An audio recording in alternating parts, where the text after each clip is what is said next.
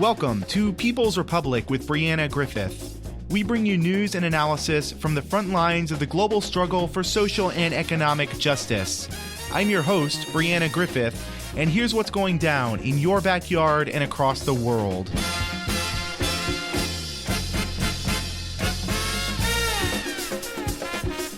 Welcome to People's Republic. This week, we are going to be hearing a selection of anti-war speeches given at the January 25th Global Day of Protest that happened all across the world. The ones we're going to be hearing are ones from the city of Austin, where, of course, I am located. And so much of this is going to be people from different parts of the movement, the broad anti-war coalition, coming together and giving their own perspective on why the U.S. should not go to war or escalate war or engage in sanctions against Iran or throughout the Middle East. It's a truly, I think, a powerful coalition. There's a lot really going on with these speeches, a lot of different perspectives represented, including the perspectives of U.S. veterans, Iranians themselves, anti-war activists.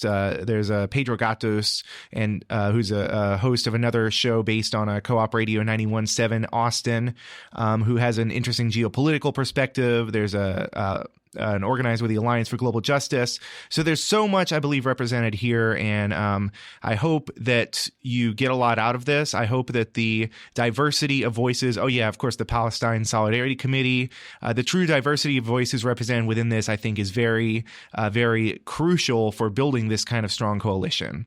We are going to kick off this episode by hearing from Sasha, who's an Iranian American, and after that we will hear from her husband, Chaz, who's an Iraq veteran, who's also an anti-war organizer with Iraq Veterans Against the War. So this is People's Republic. If you want more information about the protests, there's going to also be another round of protest March 19th through the 21st, another global day of protest coming up. So you can find all that information at answercoalition.org. Once again, that's answercoalition.org. Now here is Sasha. Iran is a great nation, rich in history, culture, and beauty.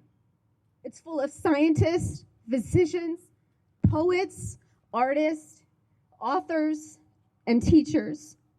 It's also full of wise elders, mothers, fathers, children, and babies. These are beautiful people, just like everyone here today, and their lives matter very much.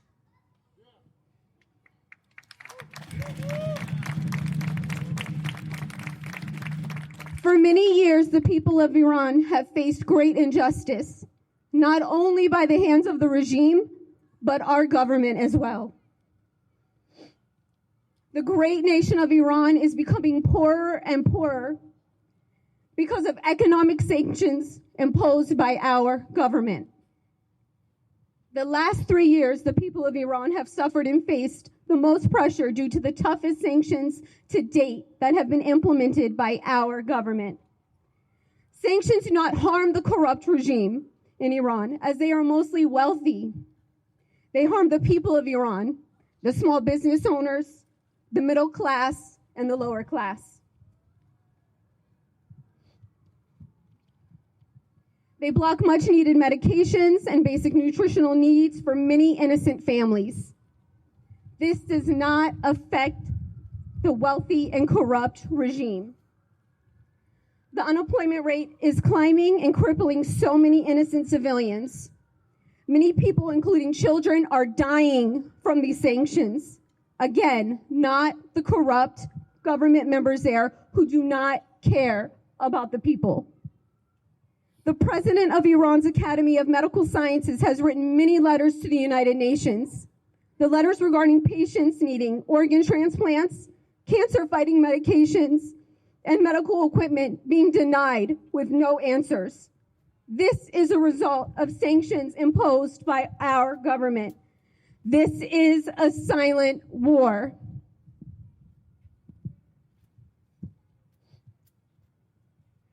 Imagine if these sanctions were placed on our nation. Imagine if it were your child that was being denied life-saving surgery or medicine because of another nation's government having an issue with our government. Do you think the wealthy politicians in Washington, D.C. would care? Or do you think your child would become another statistic like the children in Iran?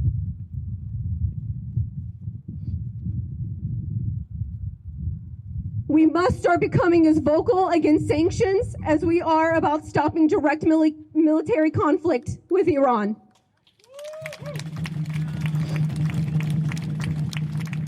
Both are actions of war and result in the death of innocents. Just as we are expressing how war will affect the people of Iran, as it has the people in Iraq and Afghanistan, it also affects many soldiers and veterans here in the United States. As a wife of a veteran, I'm asking all Americans to stop and look around them, to see the wounds these corrupt invasions have left upon our nation, the men and women who many of you pass by or thank for their service. Do you think about what these wars based on lies have done to them? Do you think of the amputees, the homeless veterans, or the 22 veterans a day that kill themselves because of their mental scars, all because of wars based on lies? What about the veterans who appear strong? Do you think about their pain? Do you think about them needing help to go to the restroom sometimes because their physical pain is so great? Or about them needing help to do simple things like tie their shoes? Do you think about them when they have debilitating headaches, which sometimes causes them to stop breathing as their loved ones help them in terror, wondering if they might die? We have to start thinking about these things and discourage our youth from enlisting so this vicious cycle ends.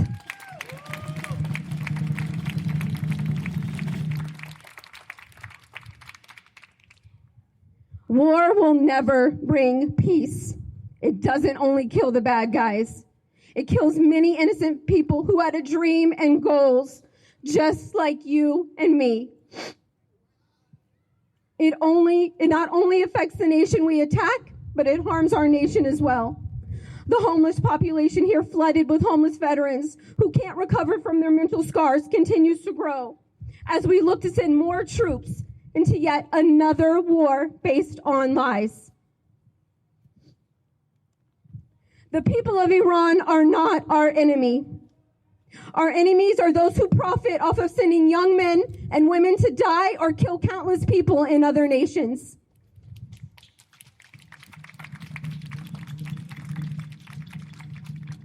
We have a duty to humanity to collectively raise our voices and demand no more war.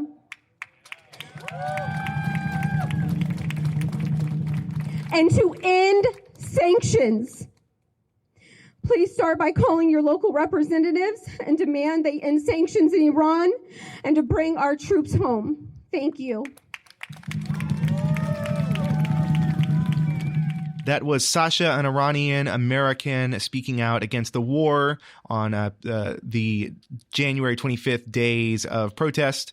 Now, here is her husband, Chaz, who's with Iraq Veterans Against the War, continuing to speak out. We are listening to different anti-war voices today.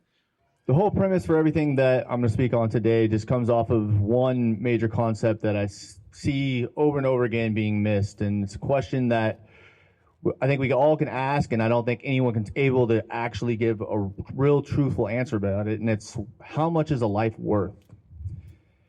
What is the actual value of a life? Because we have the concept of what it means to us, right? How much is your life worth? Or perhaps those little children playing back there, how much of their life's worth? The people that we care about. We always equate those things to what's right there. What we don't look at is the answer of, does the life of a child or a person that's over in these other nations equal to the same as those people that I just pointed out here? And the answer to many is that no, they don't matter the same, right? It's easy to just put them somewhere else and think that there's some foreign body that doesn't exist in our reality, but they're human beings just like us. They breathe, they bleed. And the reality of it is, if you really took a little child from Iran and you put her here in front of me and she had her little teddy bear, because yes, children over in Iraq and Iran, they have teddy bears too. And if she was standing here today and you wanted that war so badly, could you take a gun to her head and pull the trigger and watch that little girl die? And the reality is that most people cannot do that, and they wouldn't do that, and they wouldn't support that. But the reality is that's what you're asking us military members to go do, because that's what happens. And I don't say that because of some made-up philosophy or thought process of something that could happen. I experienced it myself. I took fire from a building. I was in charge of 24 soldiers. We were coming out of Black Hawk helicopters, targeting a building where we knew that there were going to be civilians inside. But we're put in a place as a leader to make a decision if we're going to put our lives before theirs. And so we do it. We go, we run, we start taking fire. We're taking fire back from them. Oh my God, some of my guys just went down. What's happening? What's next? What's next? What do I do? And you make the call. You make the call to level that building. But then after it's done, you have to go through. And you have to start looking at the bodies of the children. The little girl who was hiding underneath her bed. The little girl who just wanted the bombs to stop dropping. And you pull her out, you think maybe she's still alive. And you reach and you grab her head, and it's not attached to her body anymore. That's war. And that's what we're asking people to go do. And we don't understand that. We don't understand the real reality of dropping bombs. We don't understand what it means to actually take someone's life. And then we don't understand when we come back and we watch our brothers who can't deal with it putting a gun in their mouth and they take their own life. After Vietnam, 25% of the entire incarcerated population was veterans. They say it's going to be even more after these wars because it already is. Divorce rates through the roof. Soldiers can't deal with it. Everybody's over-medicated. Everybody's doing all these different things because we haven't been able to find humanity. We haven't been able to find the answer of how, in any sense of any word, did those little babies dying there make us more safe here? It's not the reality of it. It's more dangerous now than before 9/11 because it's easy to run a recruiting program if you're an extremist organization to say, hey, I will pay for your family to be taken care of. All you have to do is go pick up a gun and fight the guy that just killed your mom, your dad, your brother, your sister. It's not a hard sell. It wouldn't be a hard sell here. Let bombs start dropping around here and watch what happens to people here. They're going to pick up guns and go do it because we saw it. We saw what happened. 9/11 happened and it didn't matter who we went after as long as we got somebody.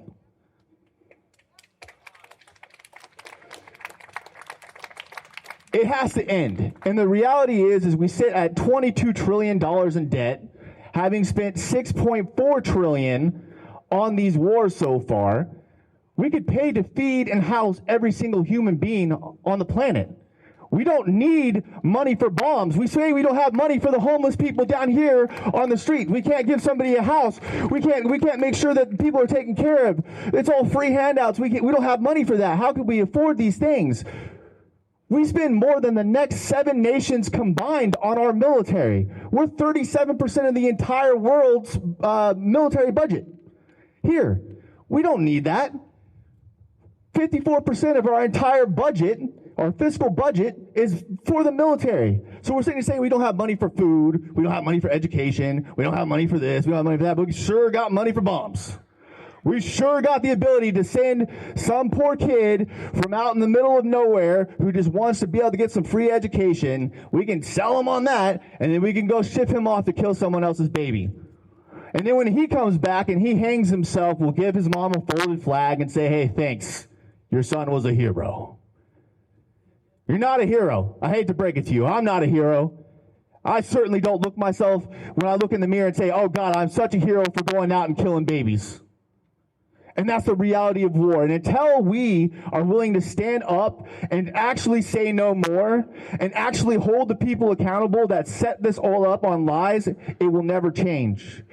we have to have people who are veterans like myself who are willing to actually call this out for what it is.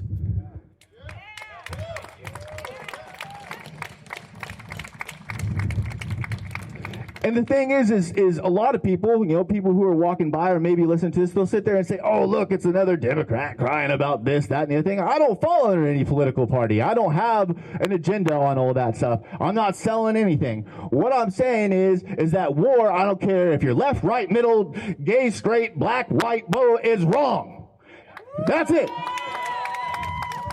Until we realize that the life of these little babies that are back here playing with bubbles so beautifully matters the same as the little kid who's over in Iran or Iraq or Afghanistan or wherever we want to go bomb next, matters as much. Things will not change. We have to find our humanity. We have to find our passion for one another. We have to share our love with each other and realize that the answer at the end of the day is that the question, right, how much does a life actually hold in value? And it's priceless. All life is priceless. No war with Iran. That was Chaz with Iraq Veterans Against the War. Now we're going into a selection of a speech. I didn't get to record the whole thing. This is from Roy Casagrande, who's a longtime anti-war organizer based in Austin. We're in approximately 120 states. You add that to the 30, that's 150. That's 3/4 of the states on the planet Earth. We're the most successful empire the planet has ever seen. We've made Dad, Britain, go to shame. They only got to 40%. We're almost double. And we do things like Iraq and Vietnam and Afghanistan. Afghanistan didn't attack us. Iraq didn't attack us. Iraq never had the means to attack us. Iraq never even threatened to attack us. We attacked them the same way Germany attacked Poland on September 1st, 1939, and we massacred 3 million Iraqis. You're going to want to test that number. Let me give you a fun stat. When the war ended, obviously it didn't, we're still there, in 2011, out of the 30 million people in Iraq, 5 million were orphans. 1 out of every 6 Iraqis was an orphan. How do you run civil society when 1 out of every 6 people is an orphan? An orphan means a dead mom and a dead dad. Well, it happens to be that the fertility rate in Iraq is 5. So that means 1 million dead mothers, which means 1 million dead dads. That's 2 million right there. You don't even have to go past that. And what I'm worried is going to happen in 2020 is you're going to make a compromise. And instead of going for the big prize and transforming our society at this key moment, we're going to compromise and we're going to accept something less. Instead of going for the guy who could give us a state that isn't quite so sadistic, that it would randomly kill 30 million people, never harmed us. They were, in fact, our ally. Be careful who you make your friend. Arabs today, Iranians aren't Arab, although there are Arabs in Iran, just to clarify and confuse you. Arabs today are 6% of the world's population. They're 50% of the world's refugees. We have conducted systematic genocide. Anybody who thinks that a war with Iran will make Iran a better place is a fool who doesn't read history. We have never made a country we smashed to pieces a better place.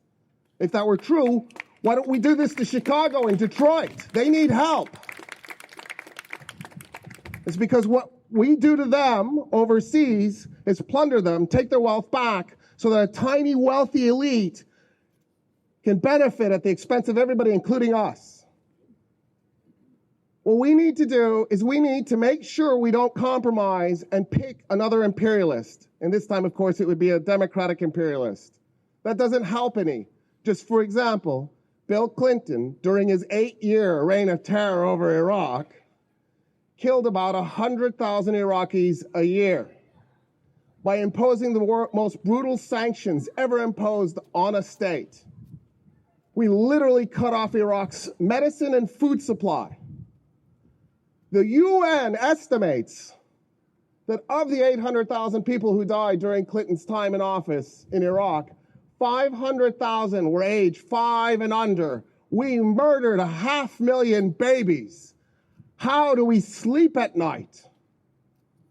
What we need to do is we need to create a movement, sustain the movement, and keep it going until we actually implement real change, not superficial change. Stop flipping the coin and having it be heads and tails. It's time we actually really change stuff. And there's one person who might be able to deliver, but it requires us to be in the streets. It requires us to be willing to protest. Because even if that person gets elected, they're going to run into the Senate and the House.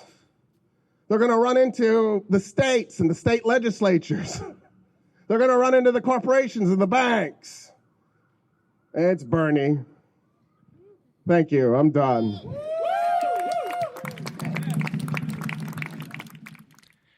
And from Roy Casagrande, now we move into a selection from Pedro Gatos, who is the host of Bringing Light into Darkness, which airs every Monday night from 6 to 7 p.m. on KOOP 91.7 FM in Austin, and also online at koop.org. Bringing Light into Darkness is a fantastic show, and I definitely hope people check it out after listening to kind of Pedro's geopolitical analysis here. Once again, you're listening to People's Republic with Brianna Griffith. People's Republic originates on KOOP 91.7 Austin and is also broadcast on WHIV 102.3 FM New Orleans. We are available as a podcast on Spotify, Spreaker, Stitcher, iTunes, or wherever podcasts are podded. Stay tuned. Well, what a great honor to be amidst you and to hear the other speakers speak. I wanted to just mention a few things. One of them is Herbert Marcuse is a leftist many years ago, but he wrote One-Dimensional Man. He talked about a closed universe of discourse where the information that's made available to most U.S. citizens is very limited. Things are exaggerated. Things are omitted. Things are misrepresented. And therefore, we allow our country to do terrible things around the world. And so I think there was a sign up here earlier paying tribute to Julian Assange. And I think that's really what free press is about. Real documents, real truths, and you can see what's happening. What's happening to Julian Assange, they're killing him. They're killing the truth. They are killing the information needed to find ourselves out of this path. I just wanted to point out a couple of contradictions. You know, we were told, it's well known and believed by both major political parties, both immoral parties, the Republicans and the Democrats. We were told Russia was the aggressor. We were told that in the Ukraine, that because of Russia, in Lugansk and in Donetsk, these people took up arms to fight against this coup government. What we weren't told is that the coup government was riddled with 7 or 8 neo-Nazis, that as a result of the coup, and this is absolutely verifiable, many people have written about it, I'm not going to get into the details, but for the first time since World War II, the Ukraine, a country in Europe, had a government that was just riddled with neo-Nazis. And when we talked about Charlotte and the Ram group, these white supremacists, some of them had actually gone to the Ukraine and got trained by some of these groups and such.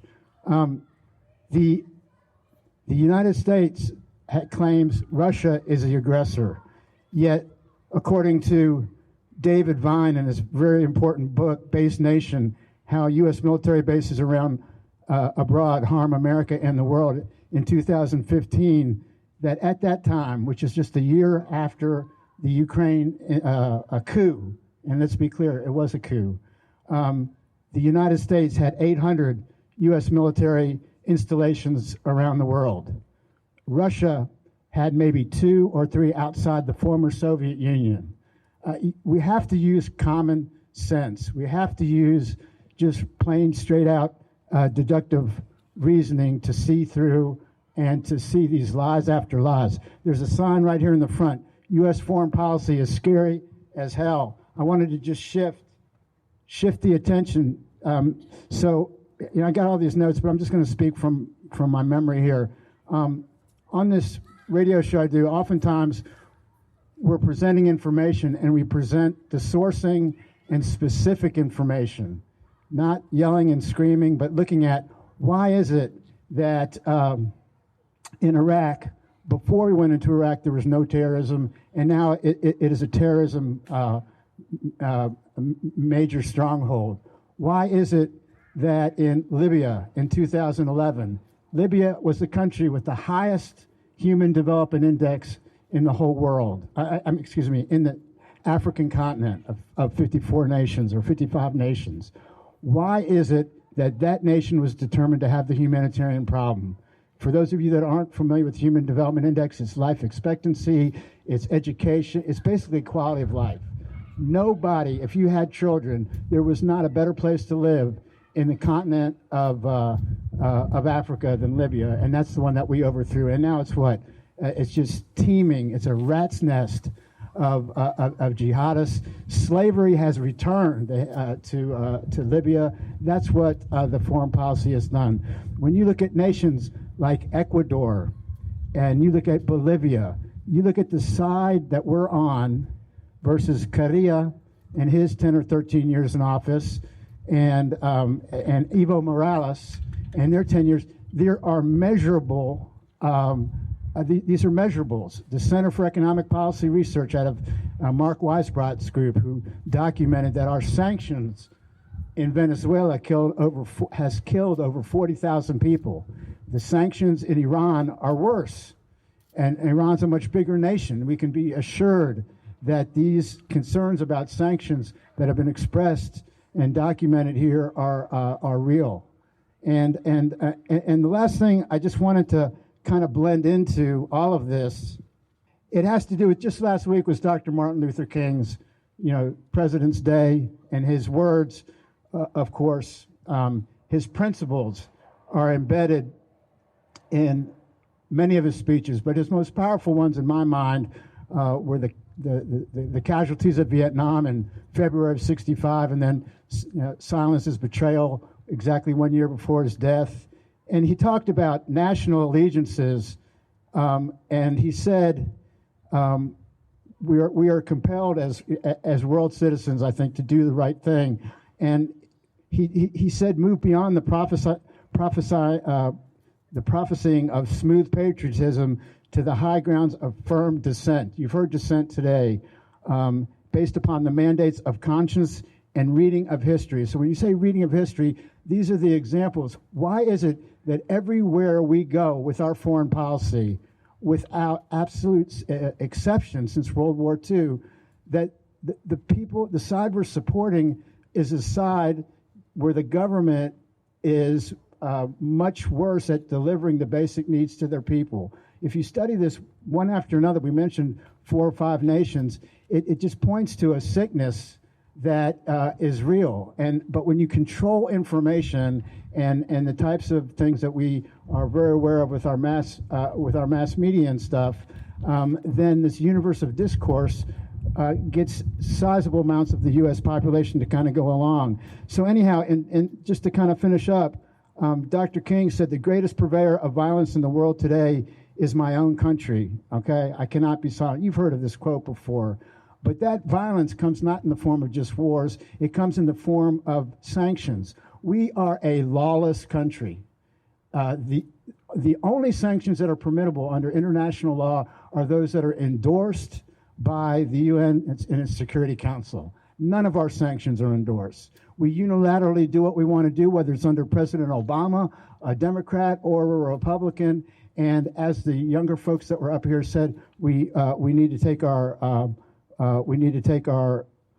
country back. We need to take our principles back. And lastly, Dr. King said the Nobel Prize 1964 was a commission to work harder than I've ever worked before for the brotherhood of man. That calling takes me beyond national allegiances. Right is right, wrong is wrong. Patriotism is a scam if it takes us in the direction of harming people, as our foreign policy has consistently done. Thank you for being out here.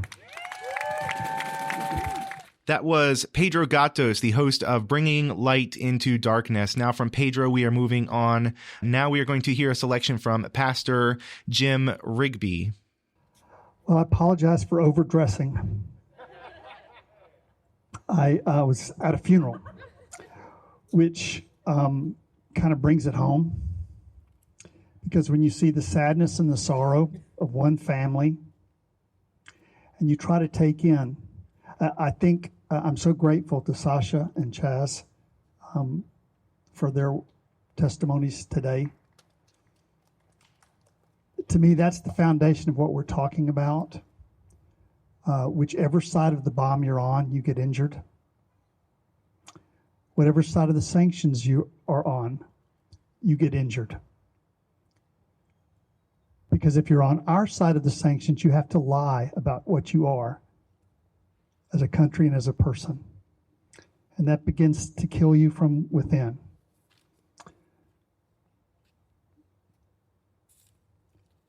Pedro mentioned the statement of Dr. King that we need to be world citizens. I think we're at a time when ethics has to start there. We can't start ethics from within a boundary. We can't start ethics within a religious sect. If we don't understand that it's one human family on one tender planet, if we do not understand that basic fact, if it's not our foundation for living, we are dying already from within. Here's the wonderful thing, though. When you make revolution a way of life, when it's not reactionary to a given situation, when you remember that the essence of revolution is not the violence, even when that's necessary. The essence of revolution is your compassion, your tender-heartedness towards the earth, towards the people of another country who you've never met, but who had a protest when a plane was shot down. They were protesting for us. So as painful as this is, we need to make this our life mission. And so it has to be a way of life. It can't just be a reaction. We cannot sustain anger forever. Yes, we need to get angry, but that's not the foundation from which revolution comes.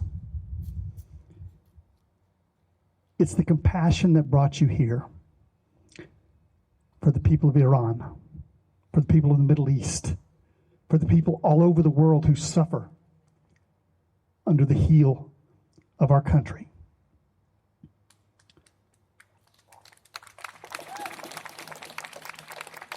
Those are the people we carry in our heart, and that's what keeps us going. That is the strength that cannot be conquered. You and I are citizens of an empire. We were, at least if you're from here anyway. It's not our fault, but it is our responsibility to stop that. And to stop repeating the lies that are foundational for this country.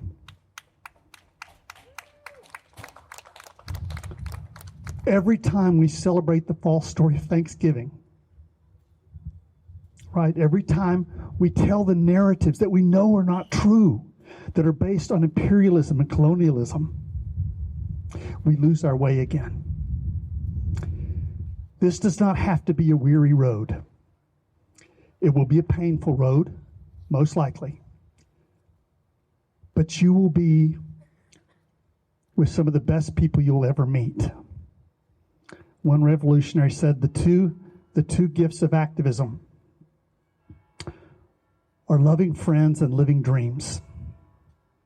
This is what you will carry with you today, and I hope for the rest of your life.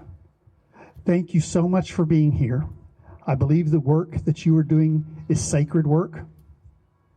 As you take the message out to the world, we are one human family, and our home is the earth. Thank you for being here.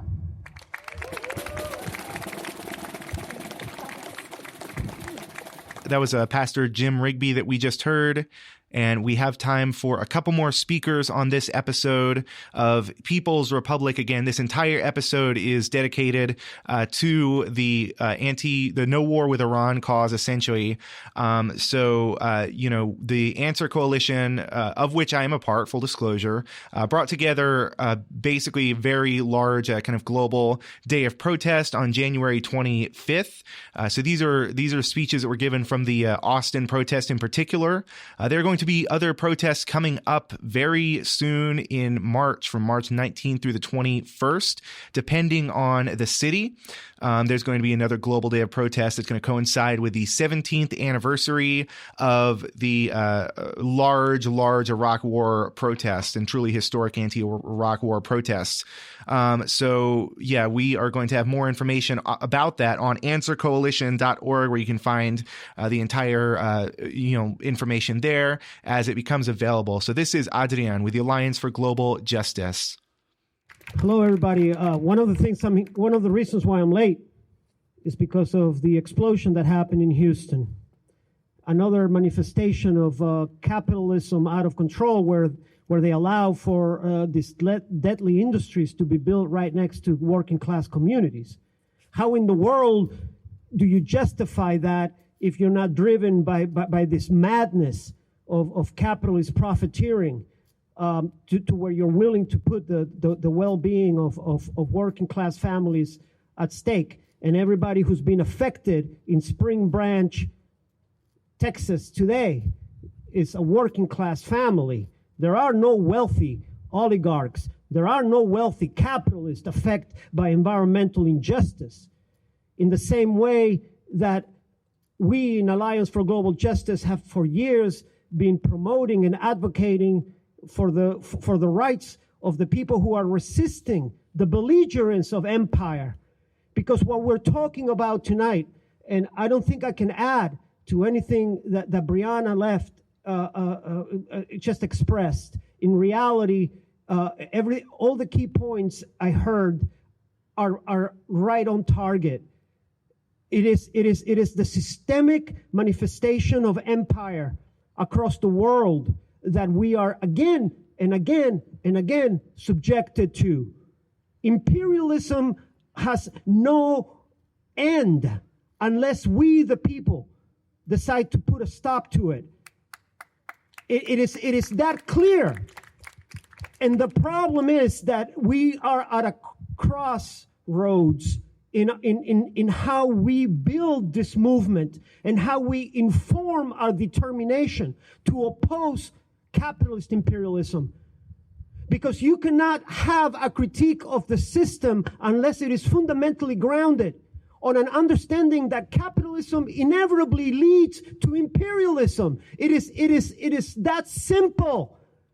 And for us to be trying to navigate in some of our discourse, in some of our narrative, away from a critique of capitalist imperialism in order to find just solutions to the unjust conditions that have been created is ludicrous. That is why the Democratic Party is not an option.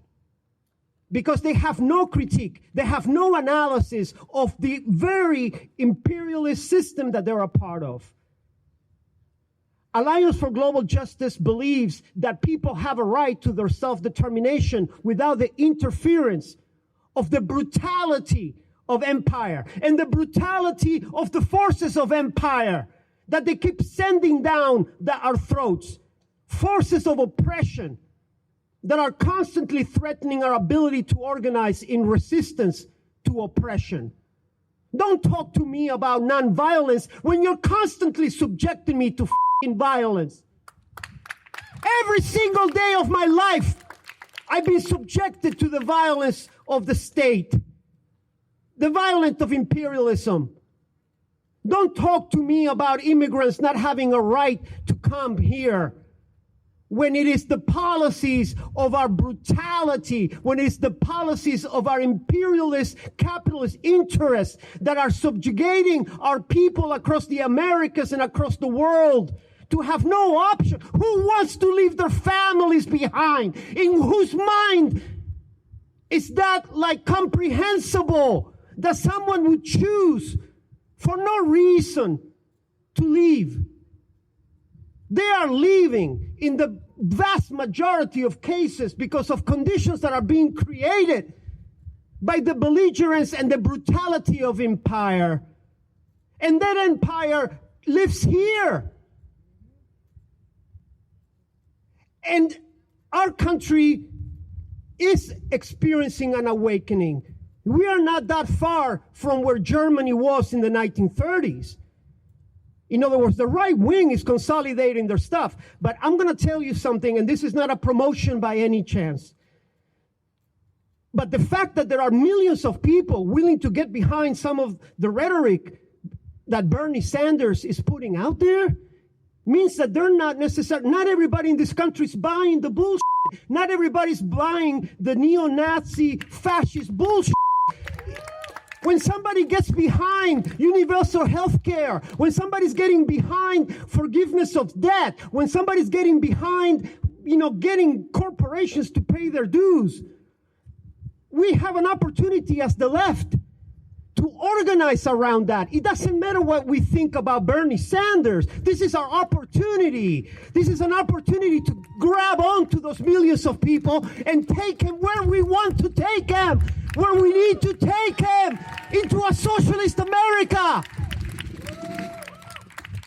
That's where we need to go, folks. Don't believe divisiveness.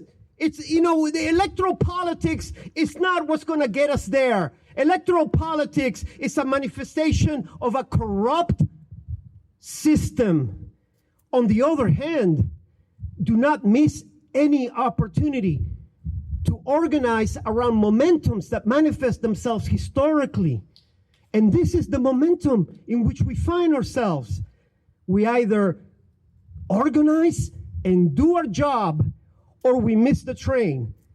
Now, for me, as a Latin American, for anyone to tell me that somehow a Mexican is not allowed to be in Texas is an insult to my intelligence. A damn insult to my intelligence if they stole the f***ing state by brute force. Where the Texas Rangers are a paramilitary right-wing force that the very objective of its creation was to displace Mexican landowners from their duly owned properties. Do not talk to me about legality. Do not talk to me about rights when you have built an empire on genocide and murder and colonialism and racism. I think I come to my end. I'm sorry. That was just supposed to be a last-minute thing.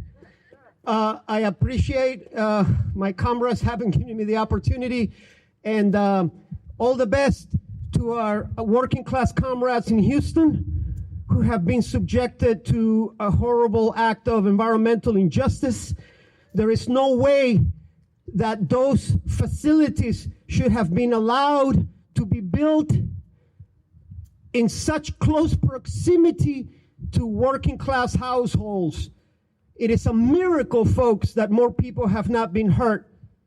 And with that, you all have a good night. Thank you.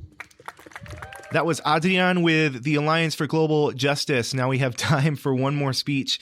This is kind of my conclusion to the January 25th anti-war protest, the No War on Iran protest that happened right here in Austin. This is kind of what I had to say as we closed out the event. No war, no sanctions, no coup. No war, no sanctions, no coup.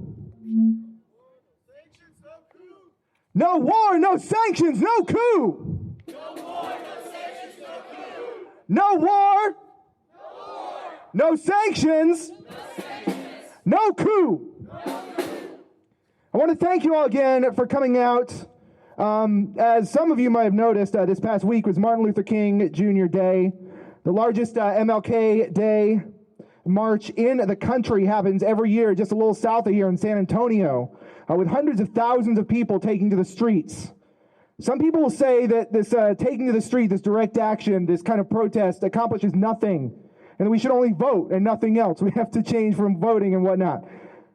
The experience not just of Dr. King himself, but the entire experience, the entire history of the 20th and the 19th centuries shows that taking to the street, protesting, going on strike with our union brothers and sisters, these forms of organized resistance are absolutely crucial to winning our human rights. The proof is in the anti-war movement of the 1960s that, together with the resistance of the Vietnamese people, forced an end to the destructive Vietnam War. The proof is in the civil rights movement, which fundamentally changed the relationship of black, brown, and poor people to voting in the United States. And the proof is in the union strikes that earned us the weekend, the minimum wage, labor protections, rent control, and so much more. All three of these struggles coalesced in Dr. King's new campaigns near the end of his life as he drew the connections between what he called the three evils of poverty, racism, and U.S. militarism. The three heads that we would recognize as three heads of the same beast that we call U.S. imperialism. In King's Beyond Vietnam speech, he stated that, quote, "I could never again raise my voice against the violence of the oppressed in the ghettos without having first spoken clearly to the greatest purveyor of violence in the world today, my own government." This is as true today as it has ever been. The U.S. is bogged down in unwinnable wars throughout the world. We have millions impoverished, well over 500,000 homeless, while many more homes sit empty. While our government sends $1 trillion per year to the Pentagon death machine to kill and destabilize abroad for the profits of the billionaire class and the weapons contractors. Not to mention the Pentagon's contribution to catastrophic climate change as the largest polluter by far on the planet. The situation in the Middle East today, including the situations in Iraq and Iran, is entirely the U.S.'s doing.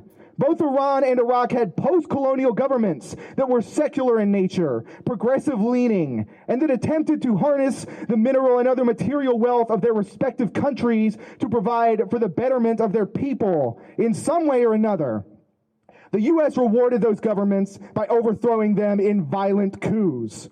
In Iran, they installed the Shah in 1953, a brutal dictator whose Savak secret police collaborated with the CIA to torture and kill political dissidents of all stripes.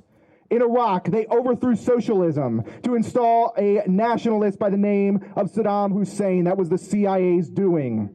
Then after serving the U.S. death machine by using chemical weapons on ethnic minorities, chemical weapons that the U.S. provided to him, Hussein then fell out of favor with the CIA, and so the H.W. Bush administration responded by committing a war crime that would become known as the Highway of Death. Then the Clinton administration responded by passing horrifically destructive sanctions. Now, a certain class of political pundits tell us that sanctions are a so-called alternative to war.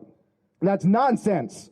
Economic sanctions against any country are illegal under international law because they primarily target the civilian population. They are collective punishment that starve the people for their actions, real or perceived, of the government. When Clinton's Secretary of State, Madeleine Albright, was asked on 60 Minutes about the effects of Bill Clinton's sanctions against Iraq, she said, without batting an eye, that the deaths of 500,000 Iraqi children was, quote, worth it. More recently, Trump's sanctions against Venezuela, which started under the Obama administration, have killed about 30 to 40,000 Venezuelans by denying them access to food and life-saving medicine. Trump has even gone so far in Venezuela as to sanction the food distribution program CLAP, and he now intends to pass even more devastating sanctions on Iran, which will undoubtedly kill additional tens of thousands of people. So when we say no war on Iran, we mean no war on Iran, no war on Iraq, no warfare, military or economic, in the form of invasions or sanctions or CIA-backed coups anywhere. Large swaths of the Democratic Party, especially the Democrats in Congress, the congressional Democrats, have pretended to fight Trump while being completely complicit in his war crimes. It was, after all, the Democratic-controlled House of Representatives that not only gave Trump's Pentagon more money than they even asked for, now approaching $1 trillion per year, but gave him his Space Force and renewed the unlimited spying power of the executive branch through the Patriot Act. And on top of all of this, within a day or so of finalizing the articles of impeachment, Nancy Pelosi personally and publicly invited Trump to give the next State of the Union address. This is the same Nancy Pelosi who claimed to be impeaching Trump, and right after claiming to be trying to impeach him, invited him to give the next State of the Union. And let's look also at the complicity of the deranged Pentagon generals and warmongers like Mike Pompeo. You can blame Trump for ordering the assassination of Soleimani, but do you really think Trump would have had a clue who Soleimani was if he wasn't being fed that info from the military? No. It was the Pentagon who gave Trump the intel and the options for this illegal assassination. Trump was just signing off on the reckless acts of war that the Pentagon, the same Pentagon we just learned was lying for 2 decades about their so-called progress in Afghanistan, prepared for him. So here we have it. The 3 evils of U.S. imperialism: outright warfare, deadly economic sanctions, and CIA-backed coups. And all 3 are propped up by the bipartisan U.S. war machine that keeps trying to plow forward. President after president, loss after loss, catastrophe after catastrophe. But we've stopped U.S. aggression before, and we can do it again. This is the beginning of that. This protest today is where we put our foot down and say, no more. For the good of the billions of black and brown people who have suffered from these relentless wars, for the good of the American workers whose tax dollars are being converted into cruise missiles and tanks instead of housing, healthcare, and education, for the good of the impoverished who are tricked into joining the military and killing and dying abroad for the profits of oil companies and weapons contractors, for the good of all the peoples of the world whose right to self-determination has been brutally crushed by the empire, and for the good of the planet itself, which will not survive another century of the Pentagon's destruction, we must end these wars. If you agree, then go to answercoalition.org. Sign up for our mailing list, sign up there, and become a part of the growing anti-war movement. We need a new mass movement. When the Iraq War started in 2003, I saw our president lie on national TV and kill 1 million Iraqis for control over oil and land. I felt helpless because I didn't know what we have here today. I didn't know how to get involved, where to get involved. But since I started organizing, since I became a part of the Answer Coalition, since I was able to reach out and connect and be connected to the anti-war movement, I've made a promise to myself. I promised that no matter what, I would never again stay silent about these wars of aggression. Whether it's 1,000 people or 1 million people or 100 people or 10 people, or whether it's just me out here, I will never again stay silent while my government is plundering the globe. I'm asking everyone here to make that same promise, to join join us in anti-war protest wherever and whenever it is needed. Promise me that before you leave here tonight, you will have a plan for how you will make the next steps. We have a plan for our next steps, and that's going to be that on the 17th anniversary of the massive, massive anti-war protests of hundreds of thousands of people against the Iraq War, on the 17th anniversary, March 19th through the 21st, we're going to be part of another global day of protest, because again, this is happening all across the country, all across the globe. 200 cities have protested today, and we're going to do it again on March. It's going to differ from city to city, but it'll be sometime between March 19th through the 21st, that weekend. We'll let you know when that happens.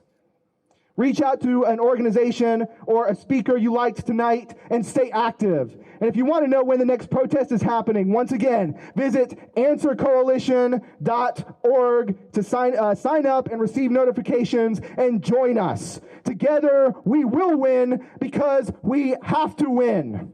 Thank you.